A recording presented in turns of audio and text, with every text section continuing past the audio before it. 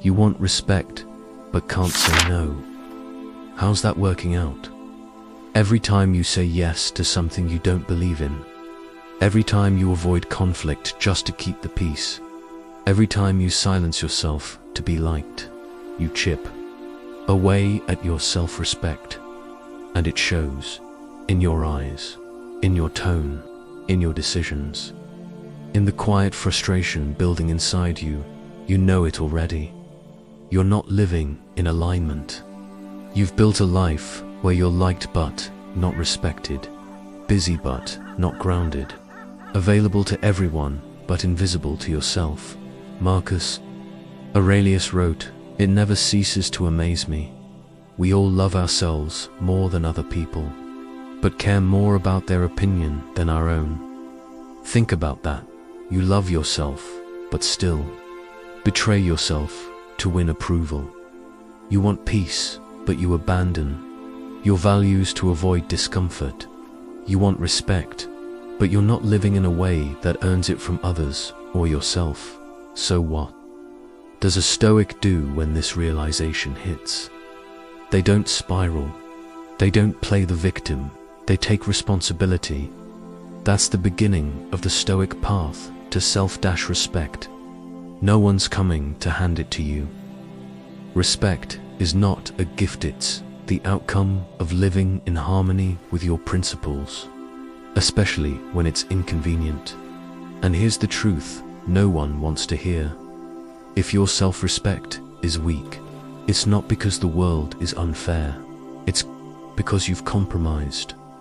Too many fake apologies, too many pretend smiles, too much swallowing your truth to keep the peace. And now you're respected by no one, least of all yourself. This isn't meant to shame you. It's meant to wake you up, because here's the good news. Every day you're alive is a fresh chance to start honoring your values again. You don't need to overhaul your life in one dramatic leap. Stoicism isn't about theatrics. It's about quietly, consistently choosing principle over popularity. It starts small, one firm no, one honest "I'm not okay with that," one brave step back from the noise. You'll feel it immediately, like oxygen filling your lungs. And that's the start. That's the first muscle movement of self-respect returning. We're going to walk through the Stoic rules that help you rebuild it from the ground up. Not just hacks or tricks, but timeless, tested disciplines. It's not easy, but if you've made it this far, that means something in you is ready. So let's begin. Rule 1. Live by principle, not by moodlets. Get real. Most people make decisions based on how they feel in the moment. If they're tired, they lash out. If they're nervous, they lie.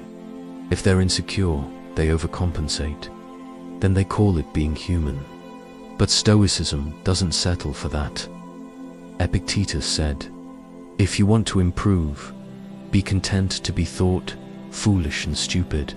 Why? Because when you start choosing principle over emotion, people won't get it.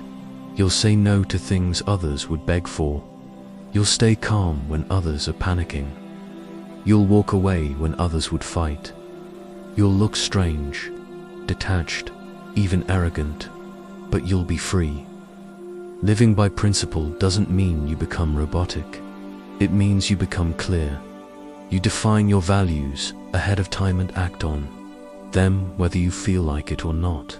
That's strength. That's what builds self-respect. You don't need to yell to feel powerful. You don't need validation to feel worthy. You just need to act in alignment again and again, until your actions rebuild your sense of who you are. That's where it starts. Rule 2. Say less. Do more. We all know someone who talks a big game. I'm going to change. Next year will be different. I'm done letting people walk over me. But then nothing changes. The Stoics believed words are cheap. Seneca wrote, "What you do should speak so loudly that what you say doesn't need to." So stop performing and start practicing. Don't post about boundaries, hold them. Don't brag about being calm. Don't lecture others on discipline, live it. The more you do quietly, the more powerful you become. Not in a loud, dramatic way, but in the deeply rooted kind of way people feel when they're around you. They'll start to notice you're not reactive anymore. You don't chase approval. You don't explain yourself, because you've built something stronger than performance, self-respect. And once that's real, it doesn't need to be advertised. Rule 2. Stop negotiating with your integrity. There's a moment quiet, barely noticeable, when you feel the pressure to say yes to something that violates your values. It could be staying silent when something unethical is happening. At work, letting someone treat you like a doormat because you don't want to make it awkward, or agreeing to something you know is wrong because you don't want to disappoint. That moment is where self-respect is either born or betrayed. The Stoics taught that your integrity is non-negotiable. Epictetus once said, "If you want to improve, be content to be thought foolish and stupid." That's how seriously he took it. Not just standing up for what's right, but accepting being misunderstood, disliked, even laughed at, in order to stay true to your principles. And yet, most people fold at the first sign of discomfort. Why? Because we're raised to please. We're taught that saying no makes you difficult, that drawing a boundary makes you selfish, that having standards means you're arrogant. So what do? We dilute ourselves to keep the peace. We shapeshift to stay liked. We sell off little pieces of our soul for crumbs of approval. But the Stoics didn't believe peace was about avoiding conflict. Real peace, they said, comes from inner alignment, from knowing that your actions match your values if no one else claps for you. Here's the brutal truth. Every time you betray your values to make someone else comfortable, you teach yourself that your values don't matter. And if your values don't matter to you, why should your respect matter to anyone else? You want to build unshakable self-respect. Stop negotiating with your own damn standards. Have a line, keep the line. And when someone pushes back, don't get emotional, get clearer. You don't need to yell. You don't need to justify. You just need to stay grounded. Imagine Marcus Aurelius being dragged into drama. He wouldn't fight back with rage. He'd simply stay still, calm, unbothered. Why? Because he knew who he was. His peace didn't depend on other people behaving correctly. It depended on him doing what was right. Self-respect is quiet but unmissable. It shows up when you don't explain yourself to people who've already made up their minds. It shows up when you leave the party early because you said you would. It shows up when you look in the mirror and say, "That choice, that was me honoring me." So next time you feel that pull to compromise, pause. Ask, am I about to betray my values for a 5-second feeling of acceptance? And if the answer is yes, step back. Not out of fear, but out of strength. The world doesn't need another agreeable person. The world needs someone who doesn't flinch when it counts. That someone could be you, if you decide that your integrity isn't up for sale. Rule 3. Respect yourself first, then the world will follow you. Keep waiting for someone to finally see your worth, to treat you better, to stop interrupting you, to value your time, to appreciate your effort. But here's the truth that hurts. Before it heals, people are just reacting to what you tolerate. You teach the world how to treat you, not with your words, but with your boundaries, with what you allow, what you overlook, what you give second chances to, and most of all, how you treat yourself. You say yes when you want to say no. You apologize when you've done nothing wrong. You try to earn basic decency, and then you wonder why people don't respect you, because you don't yet respect yourself. The Stoics were not soft about this. They didn't believe in begging for dignity.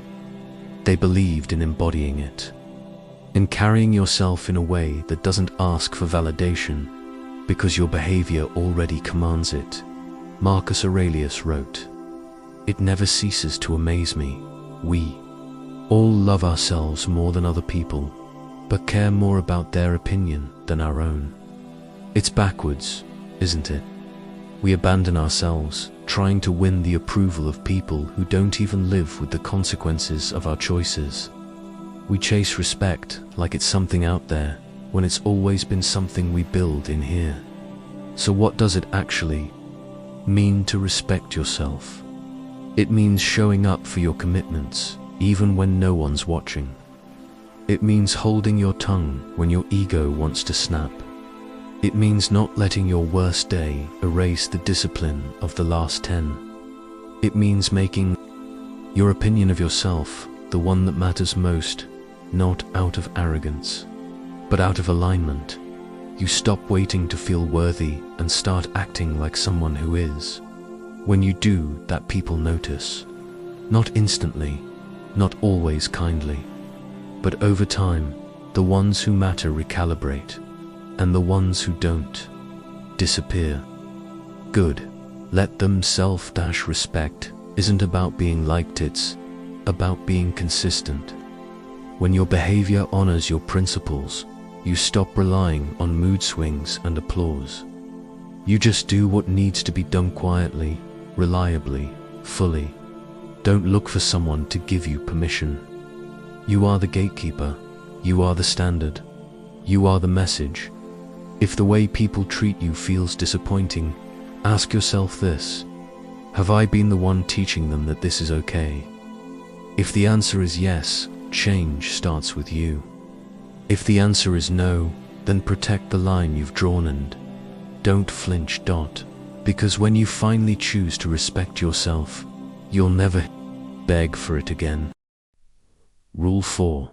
You don't owe anyone a version of you that hurts. You weren't born to be agreeable, or available, or endlessly adaptable. And yet, you've been performing, smiling through discomfort, nodding through disrespect, shrinking yourself for the comfort of others. You don't even notice it anymore. It feels normal to put your peace last. But here's the Stoic correction: anything that costs you your inner integrity is too expensive, no matter how polite, how noble, or how necessary. It seems Epictetus said it plainly: if you want to improve, be content to be thought foolish and stupid. Read that again. If standing in your truth makes people misunderstand you, let them. If setting a boundary makes someone uncomfortable, let it.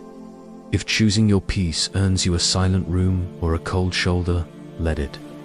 Because the moment you betray yourself to please someone else, you lose both.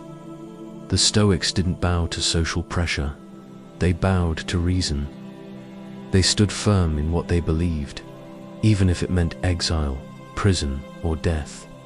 Not because they wanted to suffer, but because they refused to live dishonestly.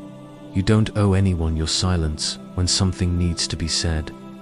You don't owe them your presence when they've disrespected your absence. You don't owe them your time just because they demand it. Respect is not about being agreeable. It's about being aligned.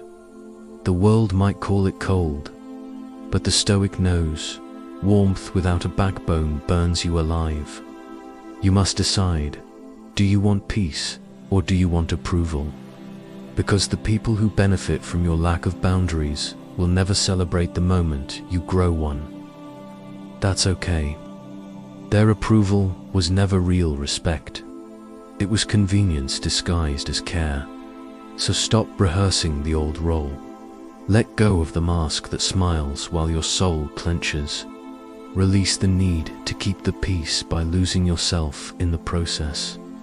You weren't born to play small so others could feel big, and you definitely weren't born to hand over your time, energy, and identity to people who wouldn't carry an ounce of your burden if the roles were reversed. Self-respect isn't loud, but it is firm. It doesn't scream, it simply refuses. You're allowed to become someone unrecognizable to people who only knew the version of you that kept quiet, complied, and made excuses for bad behavior. Let them be confused. That's not your burden anymore, because real growth will always offend the people who depended on your lack of it. And that's the cost of building a self you no longer need to betray. Rule 5. Stop waiting for permission to respect yourself. Keep hoping someone will notice how much you've given, that one day they'll wake up and treat you the way you've always treated them. But here's the Stoic truth: you're not going to be rescued. No one's coming with a medal for your self-neglect. No one's giving you back the years you spent over-apologizing, over-delivering, and underestimating your worth. Self-respect begins the moment you stop waiting for someone else to hand it to you. You don't need permission to speak up. You don't need a green light to walk away. You don't need a round of applause to start putting yourself first. Marcus Aurelius didn't wait to be liked before he did what was right. He wrote, "The approval of others, it's worthless. You have to live in truth." So what's the truth? The truth is that your dignity can't survive in a life where you constantly abandon yourself. The truth is that no one is going to rewrite your story for you. You have to take the pen. And the truth is that every time you let someone cross a line unchallenged, you teach them that line was imaginary. Respect isn't given after you're broken, it's built when you decide to stop breaking yourself for others. You want to be loved, good, but not at the cost of your selfhood. You want to belong. That's human, but not in spaces where you have to shrink, bend, or bite your tongue bloody. The Stoic doesn't deny the need for connection, they just refuse to base their worth on it. You are not here to fit neatly into other people's comfort zones. You're here to walk your path quietly, firmly, without explaining your every step to those who only clap when you're small enough to control. And yes, some people will leave when you grow. Let them, because the ones who stay, they won't just respect you. They'll meet you where you are without needing you to compromise who you've become. The road to self-respect is not loud. It's not dramatic. It's not full of speeches. It's made of quiet choices, daily disciplines, clear no's, rare yeses, and 1,000 small moments where you refuse to abandon yourself again. You'll stumble, you'll regress. That's normal. But the difference now is, you'll notice, you'll course correct. You'll remember that you're no longer living to be palatable. You're living to be principled. The world doesn't need another person who goes along to get along. It needs someone who stands where it's hard. Someone who walks away when it's right. Someone who looks in the mirror and finally says, "I choose me, and I don't need your permission to do it." That's not arrogance, that's self-respect. And it changes everything. You weren't born to be someone's doormat. You weren't made to be molded by fear, guilt, or approval. You were meant to live with clarity, with conviction, with the quiet, unshakable confidence of someone who knows their worth because they've earned it through truth, not applause. And if that path feels lonely at first, remember, the Stoic walks it not for comfort, but for character. So take the step, set the boundary, speak the truth, and when the world pushes back, stand anyway. You don't need to become someone new. You just need to stop abandoning who you were meant to be. Self-respect isn't something you ask for. It's something you reclaim. If this spoke to you, share it with someone who needs to hear it. And subscribe for more Stoic wisdom to help you reclaim your mind, your time, and your life. The path is yours. Walk it with strength. Asterisk, asterisk. So, until next time, act wisely, and act, Stoic.